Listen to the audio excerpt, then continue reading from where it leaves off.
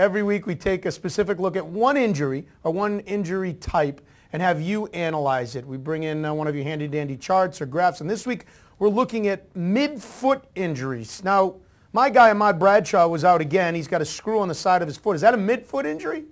No, it's actually on the outside of the foot. It's not quite the midfoot. The midfoot itself is located, like the name suggests, in the middle of the foot. Okay. It's actually the apex of the arch, and it's where a bunch of little bones come together. And people just don't realize how complex the foot is. There's 26 bones down there, 33 separate joints. And if you look in this picture here, you can see the middle bones, the cuneiforms, the navicular. That's the midfoot right there. The fifth metatarsal is where Bradshaw's injury is, but currently we have two guys that are fighting midfoot sprains. Oakland's Darren McFadden and Arizona's Kevin Kolb. They both, Kolb's also got that turf toe, so he's got double duty injuries there. But both these guys are fighting this injury, and it's something that can be extremely problematic for both running backs and quarterbacks. So with a midfoot injury compared to the side of the foot like Ahmad Bradshaw or plantar fasciitis under the foot, I know from having plantar fasciitis myself, it's a matter of dealing with the pain.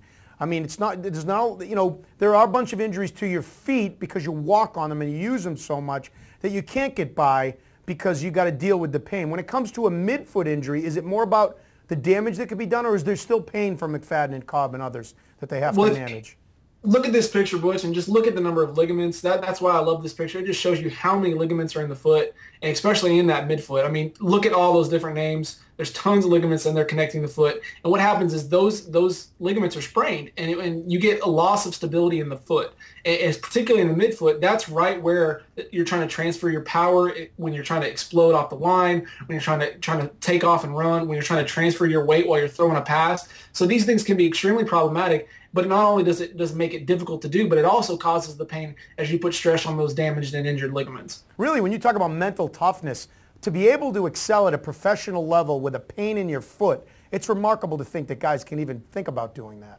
Yeah, and that's why we haven't seen guys like McFadden in a couple of weeks, because I really think the injury is getting more stable, but it's still a pain management thing. And anytime you try to push off, it really is going to limit you. Again, we've talked about the kinetic chain in the past and how one link in the chain can weaken the entire structure of the leg. So, for example, if you got a foot injury, your ankle, your knee, and your hip, they can all be compromised if you try to go out there on an unstable foot. So they really don't want to open up a guy like McFadden who's got it, previous injuries in the past to some other injury just because, once the pain does decrease, if there's still some instability in there, he can't go back out there and play because it could lead to more injuries, or a re-aggravation of a past injury.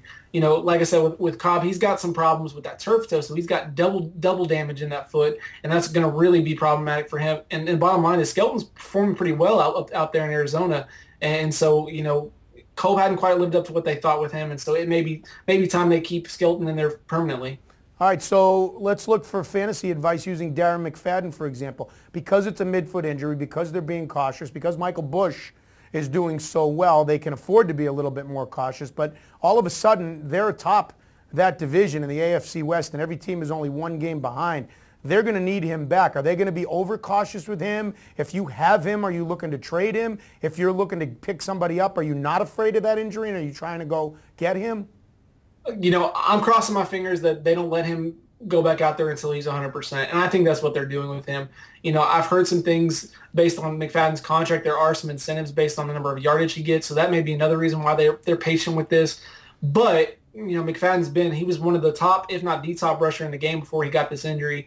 They need him out there. They're going to get him back out there. If Bush, you may see him slowly ease back into the rotation with Bush getting a higher number of reps and ultimately McFadden coming back and taking over. But if I've got McFadden and I actually have him in our league, I'm at least exploring some options, seeing what I can get. But again, if you're going to be trading him, you're going to be selling him extremely low because he hasn't played. And I don't know if you're going to get top value for a guy like he was a top 5 back before he got injured.